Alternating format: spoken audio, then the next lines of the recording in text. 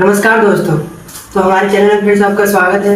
तो आज हम बताने वाले हैं कुछ हमारे अपार्थाइड सिस्टम के बियॉन्ड में कुछ, जैसे हमारे सोसाइटी में बोला जाता है ए कालू, किसी को भी जो काला है उसको कालू बोल के या कल्लू बोल के या कल्लू बोल के उसको पुकारा जाता है। और ये आज के समय में सबसे हाई लेवल पे चला गया है। जो कालू है उसको कालू बोल के चिढ़ाया जाता है, लेकिन ये बहुत गलत है।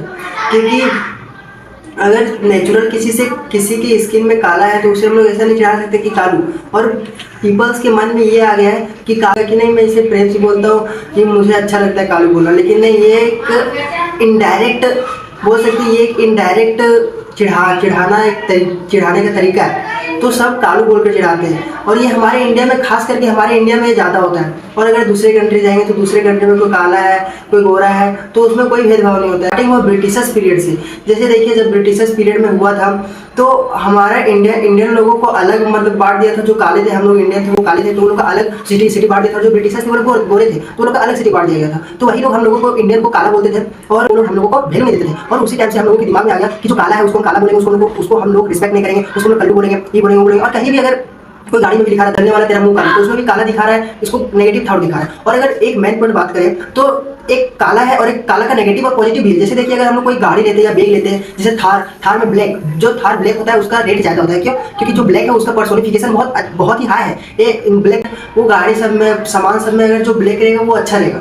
लेकिन जब पर्सन के बीच में आता है तो क्या होता है कि जो काला है उसको लोग वैल्यू नहीं देंगे। मतलब यहाँ पे देखा जा रहा है कि इंडियन पीपल्स के दिमाग में यही थाउट है कि जो काला रहेगा उसको हम लोग गलत मानेंगे। लेकिन जब वही ऑब्जेक्ट में बात आ जाए, गाड़ी में बात आ जाए, बैग में बात आ जाए, टी शर्ट में बात आ जाए, जब वो काला रहेगा तो उसे लोग पसंद करेंगे। लेकिन जब आदमी काला रहेगा तो उसे लोग पसंद नहीं करेंगे। ये है इंडियन पीपल्स का थाउट, सबसे गंदा थाउट्स। ये हम लोग का एक सीरियस जेंजी बन चुका है, सबसे गंदा थाउट्स बन चुका है।